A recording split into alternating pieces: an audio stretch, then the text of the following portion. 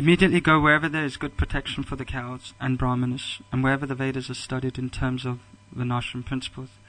Set fire to those places and cut from the roots the trees there, which are the source of life. So before I begin, I just want to seek the blessings of all Vaishnavas assembled. Anyone know who's speaking in this verse? Yeah. Because whoever's speaking is giving an order.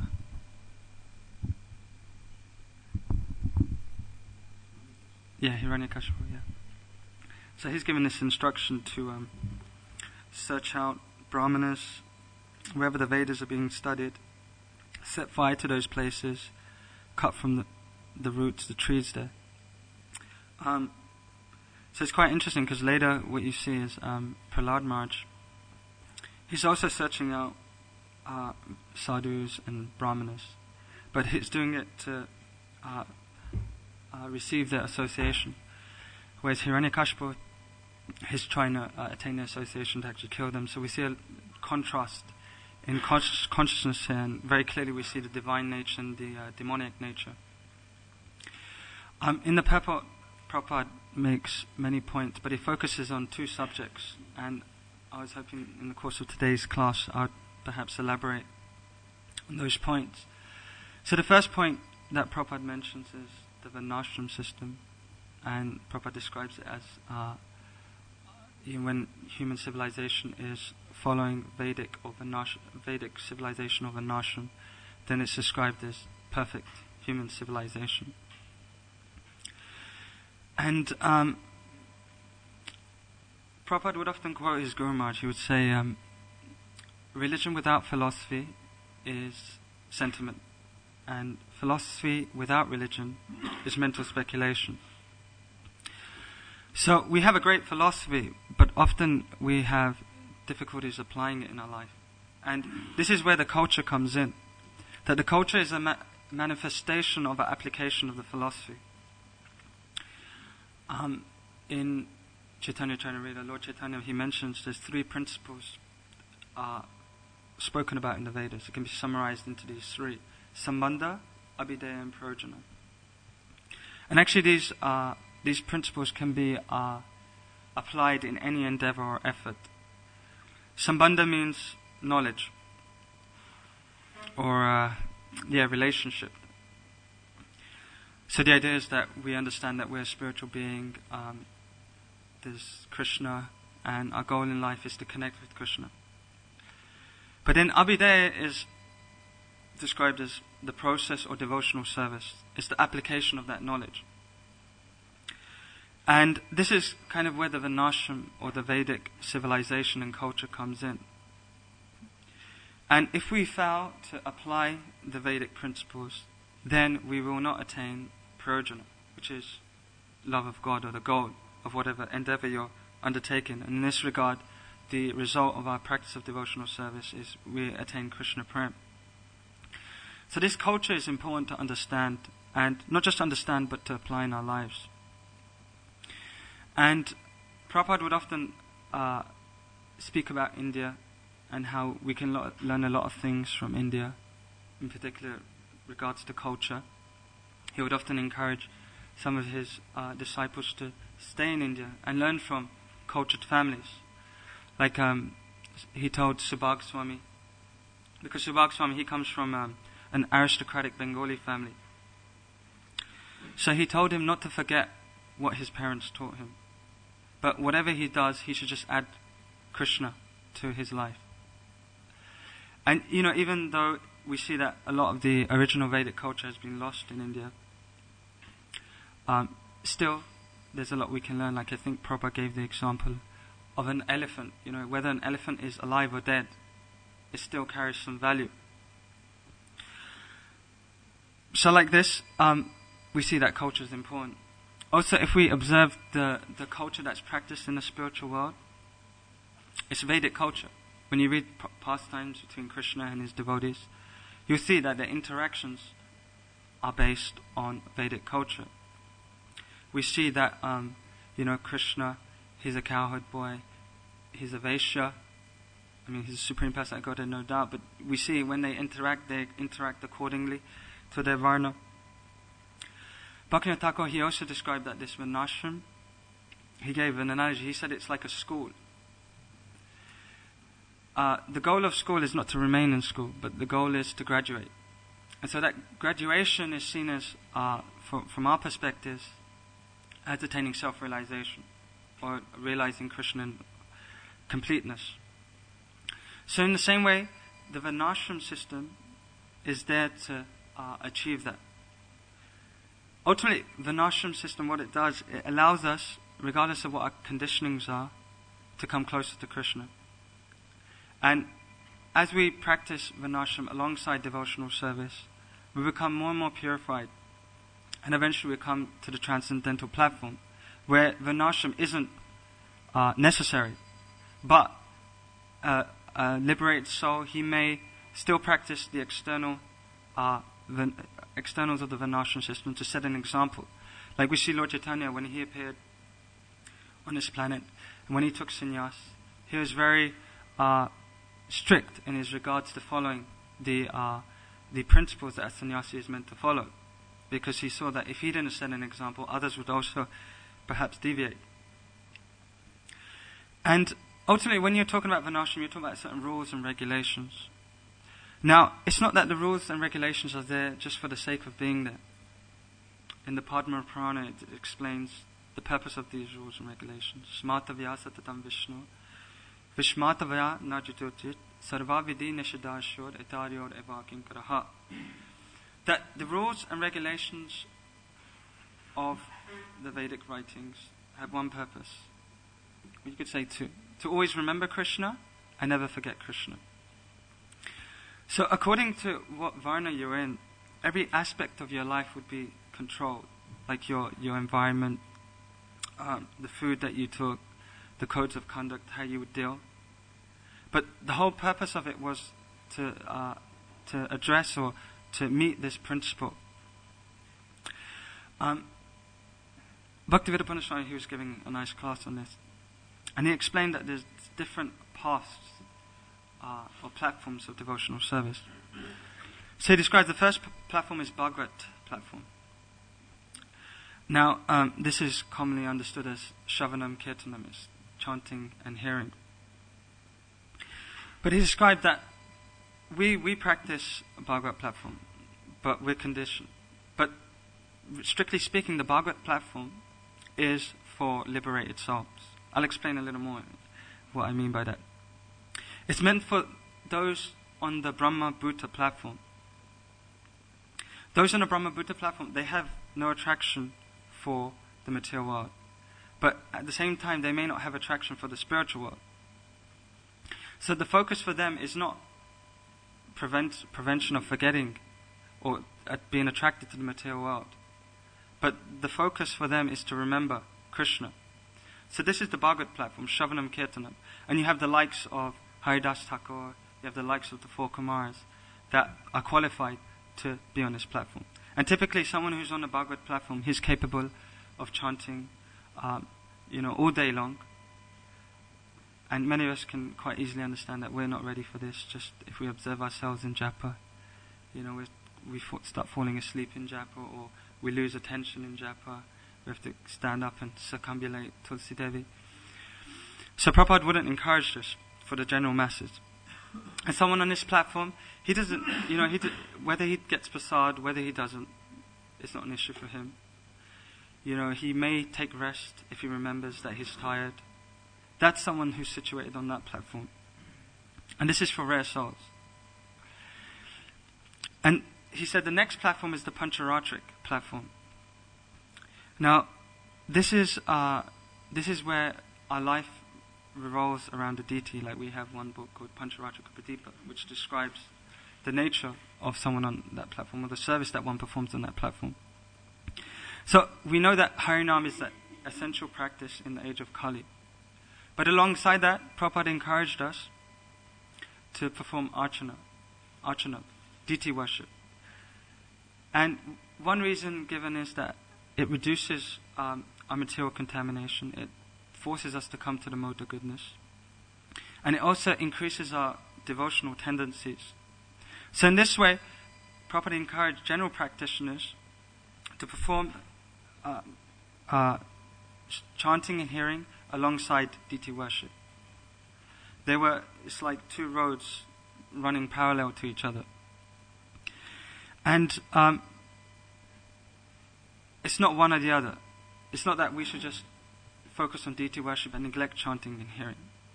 Prabhupada often said that also that if you do not regularly chant and hear, then the worshipping of the deity will become a burden.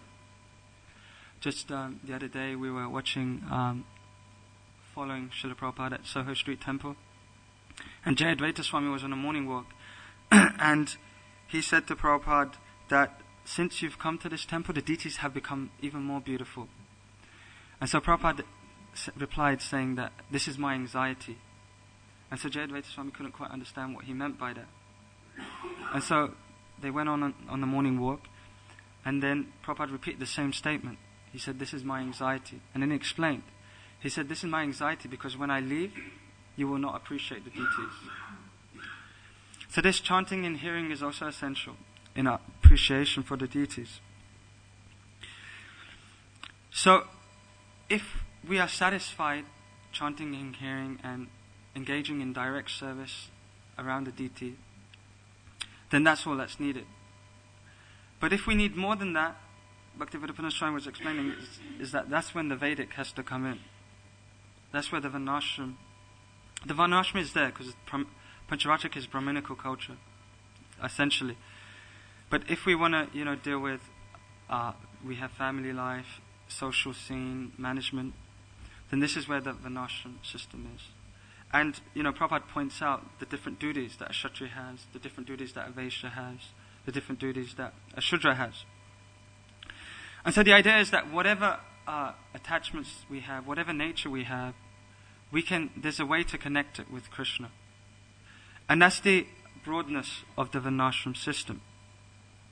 The idea is that not everyone fits into the same box. Everyone will have their own inclinations, have their own habits. And the idea is that there's a structure, and this structure is created in such a way that regardless of what nature you have, everyone is directed to the same goal, which is ultimately loving and pleasing Krishna. Now, there's also different types of Varnashram. For example, there's ordinary Varnashram, there's Asura Varnashram, and there's Daivi Varnashram. And I'll explain a little bit about these and the differences between them. Ordinary Varnashram means you have clear divisions between each of the Varnas. And each Varna has a different level of consciousness. And as you go from Shudra, Vaishya, Kshatriya, Brahmana, the consciousness becomes more spiritual, elevated. So the Shudra has the lowest level of consciousness. And this is described in the Upanishads as anamoya. And so basically, someone on that level, his only concern is how can I derive pleasure in regards to my senses. It's like a child, if you see sometimes how some children interact and deal, their consciousness is what enjoyment can I derive from this situation. For someone on the Vaishya platform, his consciousness is on the level of pranamoya, which is extended sense gratification. So, his concern is his family, nation. But still, his only interest in that is because he's receiving some sense gratification from it. Like morality, justice, there's a certain area of land, draw a line in the middle. I take this part, you take that part. But the idea is that there's fear that someone else will encroach on their particular assets or property. So still there's the principle of sense gratification. And then the next level is you have Kshatriyas, and their consciousness is manamoya, or sometimes Prabhupada would say jnanamoya. And their concern is with dharma. They want to deal with the actual nature of things. And their focus is on organization of morality, organization of social dealings. And then you have the Brahmanas, and their consciousness is on the level of vijnanamoya, which means they understand they're not the body, and they have deep knowledge of Shastra. And with these, there's clear divisions. And there's a lot of restrictions. One devotee who's given an example of how he has a brother or friend, I can't remember which one, who's very business-minded. And to make money, he decided to get involved in schools, get involved in creating schools. And this kind of became a problem, because when you have schools that are run by businessmen, when they look at education, they're thinking, how can I make money from this situation? That's why traditionally, Vaishyas would not be involved in education. And because there was a shortage of, basically there were more students than schools, this person was actually holding parents to ransom, basically. He could request whatever finances he wanted to allow a particular child or a particular parent to be enrolled in the school. And he would, in addition, he would charge so many different fees to make money. Like even LSE, London School of Economics in London, they say 70% of the students there are actually international students. And there's a big, huge difference between the fees that an international student has to pay and a local student has to pay. So, I mean, I've not investigated LSE, and I doubt I am going to, but I'm sure there's some wealthy person behind the institution. Or like sometimes there's an injunction in the Vedas that says that a Shudra is forbidden to study the Vedas. Now, if you look in the academic world, you see that there's academics that know Sanskrit far better than us, many in this room. They know, some of the Goswami's teachings far better than us. Some people I know are doing PhDs on Rupa Goswami's writings, Jiva Goswami's writings. But they don't have any Brahminical qualities. In fact, they're discussing these things in a bar while, taking a pint of alcohol. That's the culture. And the problem is, if they become authorities on Vedic writings, it becomes, it can lead to a lot of chaos and madness. We also have the example in Mahabharata how Ekalavya wanted to be a disciple of Dronacharya. Now, he wasn't qualified. He was very qualified actually in regards to skills. But because his nature was of a low nature, there was a fear that even if Dronacharya trained him, then he would misuse his abilities and powers. So in ordinary Varnashram, there was very strict divisions. Then you have Asura Varnashram.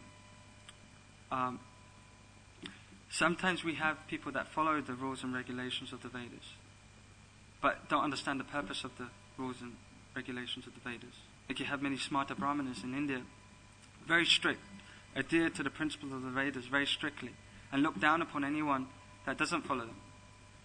But at the same time, simultaneously, they don't have any faith that Krishna is the Supreme Personality of Godhead. Like you have the example of in the Krishna book of how when the cowherd boys approach the Brahmanas to serve Krishna, they refuse. Also, you see, it's quite interesting if you observe the lives of the great demons that we hear about, like Hiranyakashipu, Ravana. It's not that they were kind of like, riding around in a BMW or Harley Davidson and, wearing like tight jeans and a cap. They were wearing dhotis. Regularly they would perform certain rituals that are outlined in the Vedas. To some degree they were following the rules and regulations of the Vedas, but completely neglecting the sole purpose behind them. So this is kind of like Asura Varnashram. We also see that it's quite interesting because that culture, there's a common culture, that even the Asuras can interact with the divine personalities. Like you see Duryodhana and Arjuna and the Pandavas, because they both followed the system of Varnashram and Vedic civilization, they could interact, although their particular purposes for following them were perhaps a little different. And then you have Daivi Varnashram, and this is particularly what Prabhupada encouraged. And this is slightly different. In the same class, Bhaktivedanta Swami, he was explaining that in one purport, Prabhupada explains that there's 3 types of brahmanas. One is Dvija. One is someone who receives the sacred thread. He's twice born. And this is the lowest level in regards to one who's a brahmana. Then the second level is Vipra. Vipra means that he's already been second initiated, he's received the thread, but now he's undergone a certain duration of time of study. Usually it's like 12 years. And he becomes an expert in a particular field of the Vedas, perhaps Sanskrit, grammar, Nyaya, like this. But then he said the topmost brahmana is a Vaishnava. And many times if you read Prabhupada's books, you'll hear him say this again and again and again. So he said this is the topmost brahmana. And he said he was making this point that in the Daivi Varnashram, this Brahminical culture is encouraged through all Varnas. There's a Brahminical basis for everyone. This Pancharatric path is encouraged for everyone. You would see when Prabhupada said that one should do deity worship, he didn't differentiate. He encouraged everyone and anyone to perform deity worship. And in this type of system, the main thing isn't the Varna, the main thing is consciousness. Hence, someone who's perhaps engaged in Shudra type work can be theoretically more advanced than someone who's engaged in Brahminical work.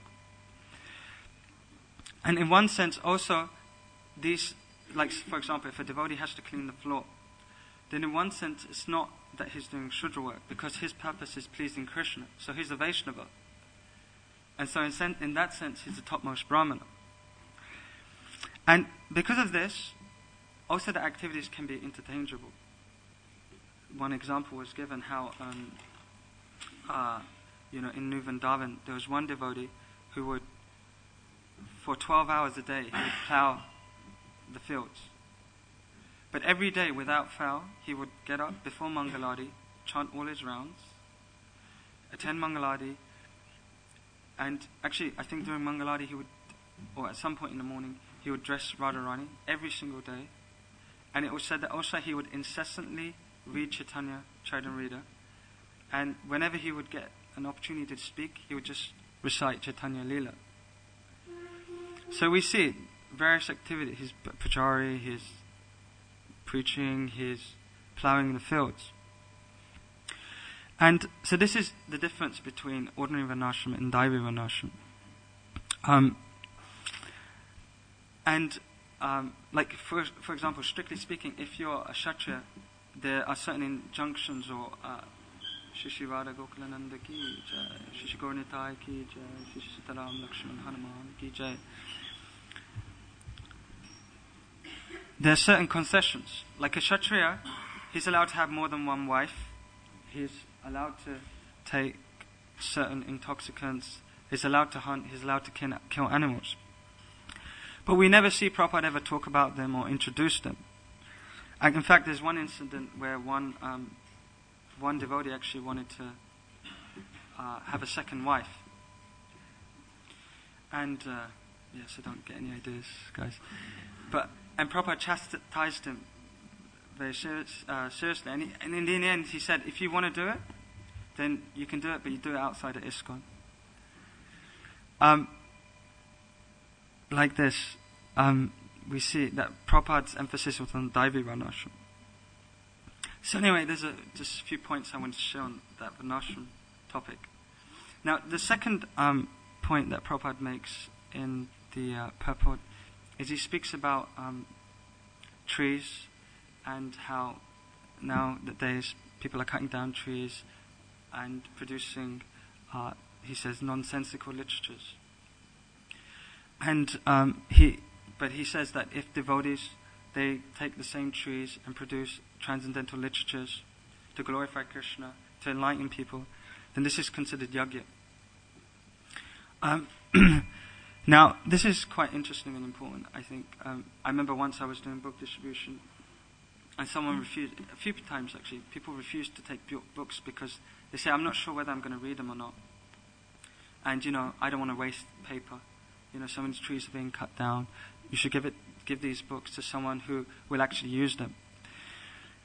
Now, we see that we produce many, many books, but because it's yagya and it pleases the Supreme Personality of Godhead, it's not considered a waste.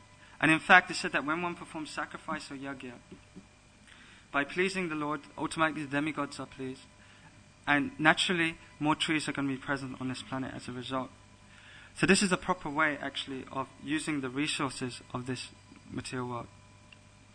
And this book distribution actually is quite essential and important, because we see, like in the Chaitanya Charitamrita, it says, Krishna boli se jiva anadi bahimuk, taiva maya tare deha samsara duk. It's explained that because entities have forgotten Krishna, ataiva maya tare deha samsara duk, people are suffering in this material world. Also, we learn from Nectar of Devotion that the root of all suffering is avidya, ignorance. So this knowledge counters that ignorance. In one purport, Prabhupada explains that actually there's a class of people that are propagating atheism. And so he encourages us to counteract that propaganda. We should also create our own propaganda through book distribution or transcendental literature distribution. And specifically this inspiration of Prabhupada's to push book distribution came from his spiritual master, Bhaktisiddhanta Maharaj. It's considered that Bhaktivinoda Thakur, he's the pioneer. But Bhaktisiddhanta Maharaj is described as a person who actually implemented a lot of the ideas that Bhaktivinoda Thakur had. In fact, he would often have huge publication houses. And he would often say that, the deity worship and the publication houses, they go hand in hand together, like I mentioned the Bhagavat Marg and the Pancharatric path. He described the Pancharatric path as the deity worship and the Bhagavat path as the publication of transcendental literature.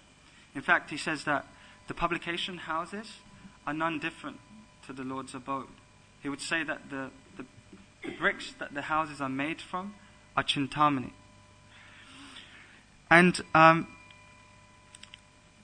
even Prabhupada admitted there were many incidences where he also exemplified this point. Like once Prabhupada walked into a printing house and there was a printer there, and Prabhupada paid his obeisances to the printer. And so everyone's a little bemused why Prabhupada had done this.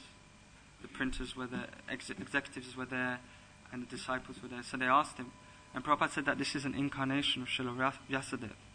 That was his consciousness and perspective. And we see our acharyas are quite revolutionary when it comes to traditional renunciates, or the conception of traditional renunciation. Traditionally, one who was a sadhu, sannyasi, he would be engaged in bhajan in some remote place, in some forest or some cave. But we see that our acharyas and our teachers, they often situate themselves in the center of activity, or the center of cities. One time, Kishore Babaji, who's known as a Bhajananandi, he told Bhaktivinoda Thakur that he should not stay in Calcutta, and he should return to Mayapur. He actually used to call Calcutta, he called it Kali Kutta, which basically means the abode of Kali.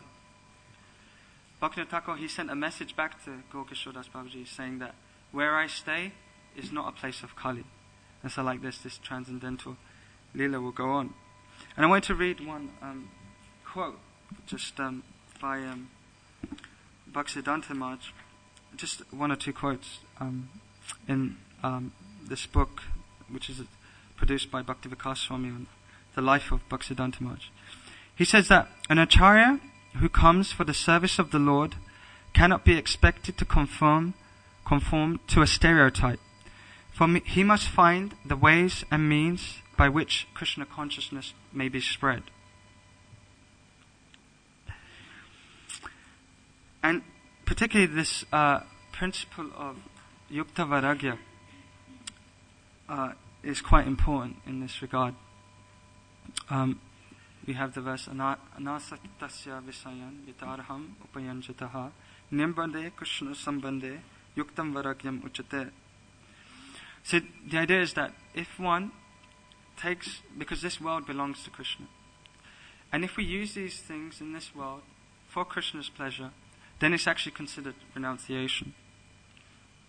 Bhaktisiddhanta Maharaj also in the same section, he gives an example to describe how this Yukta Vairagya works. He says it's like the nature of a serpent or a snake.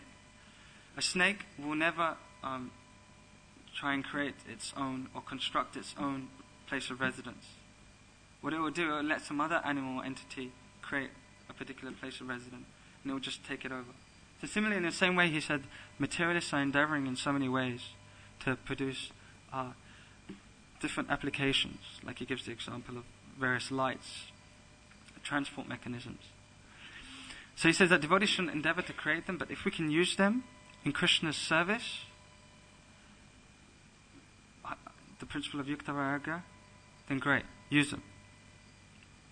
And Rupa Goswami says the other side of Yukta Vairagya is false renunciation, or Falgu Vairagya.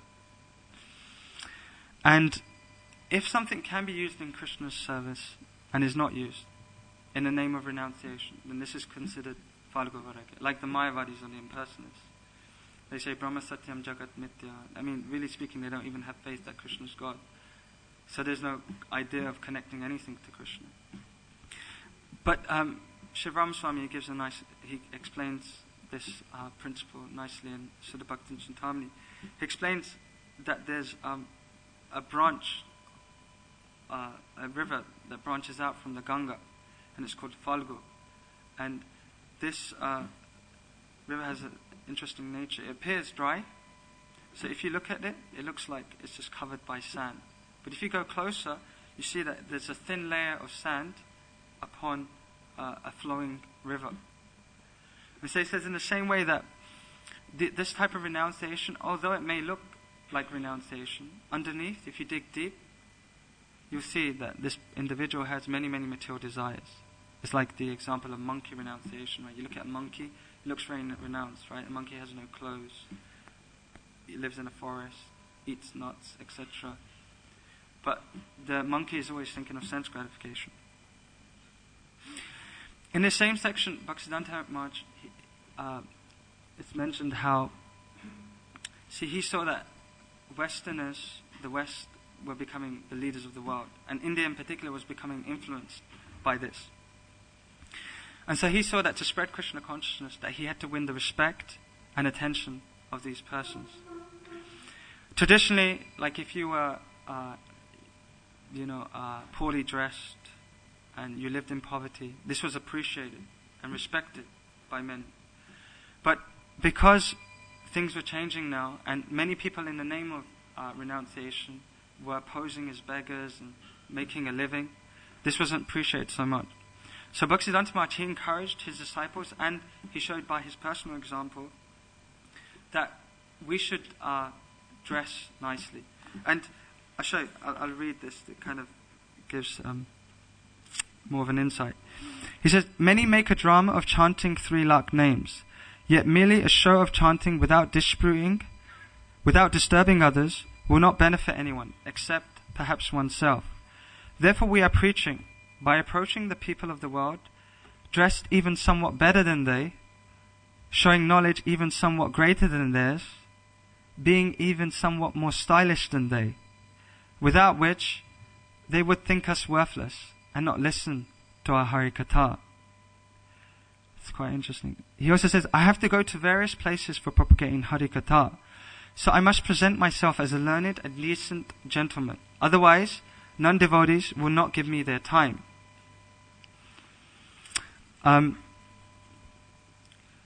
We even see sometimes, when you hear some of the pastimes of Bhaktisiddhanta Maharaj, you hear about how he would going to Radhakund with a Rolls Royce. We see that he's an acharya, he's setting an example, he's teaching us how we have to perhaps adapt a little for preaching purposes. There's even an incident which I wasn't sure whether I should mention, but I think I will because it's there. But there was one time the governor of Bengal, he came to see come to the Gaudiya Math, and it's described via the Calcutta hotel that Bhaktisiddhanta Maharaj, he arranged for meat to be served to this individual, which could be considered quite controversial. And in fact, he was even thinking that for the preachers that go to foreign places, that this could also be an allowance. And Sridhar Swami, one of the senior disciples of Bhaktisiddhanta Maharaj, he said that this would invite a lot of criticism. And Bhaktisiddhanta Maharaj said that many thousands of lifetimes ago, I made a vow to Lord Chaitanya that I'm ready to do anything and everything to serve him. It's also described another time that a German scholar came to the Gaudiya Math and he wanted to smoke, so the Gaudiya Math supplied cigarettes. So, but this has to be understood in context as well. They're acharyas. We're not acharyas. We have to remember that. So what we have to do has to be done with care and caution.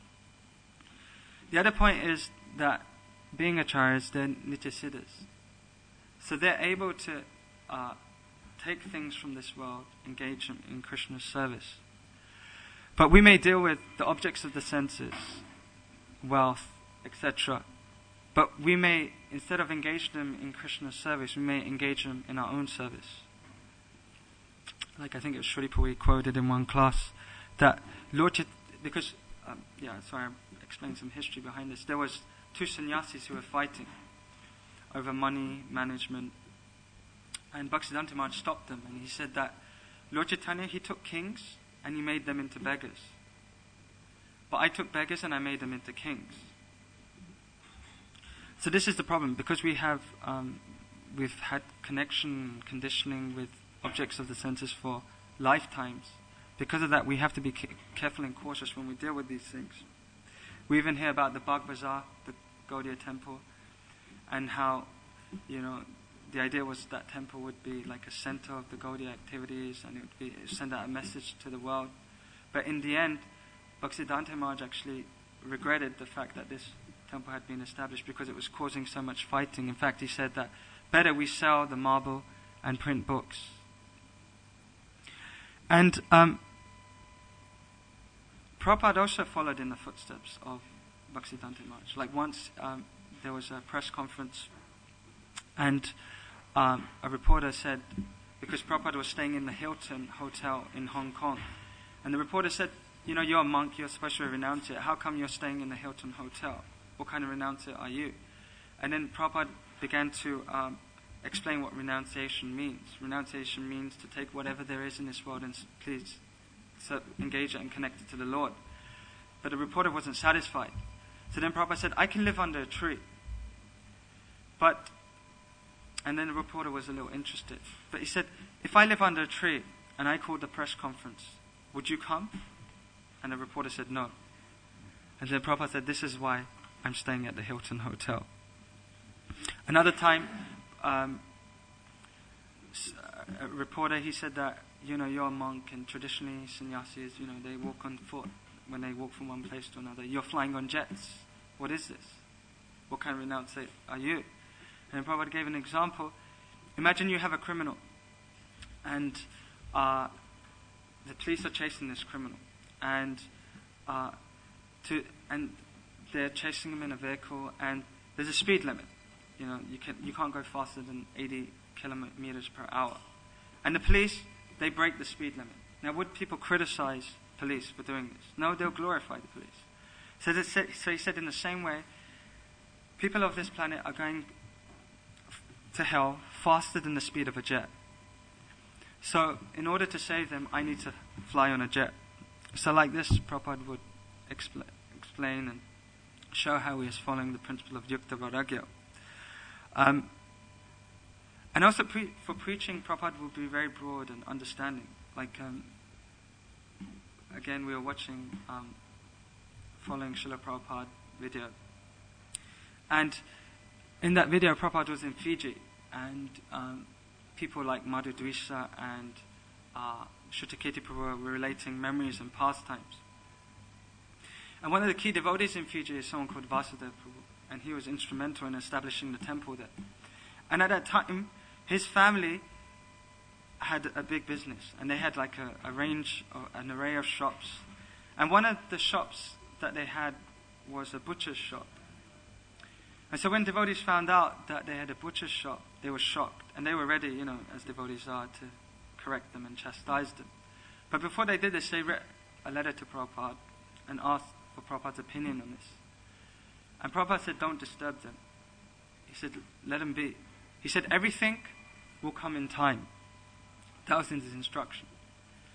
And in the same video, another Indian, it's Fiji, another Indian, he was chanting Hare Ram, Ram Ram, Hare Hare, Hare Krishna. Basically, it was the wrong way round.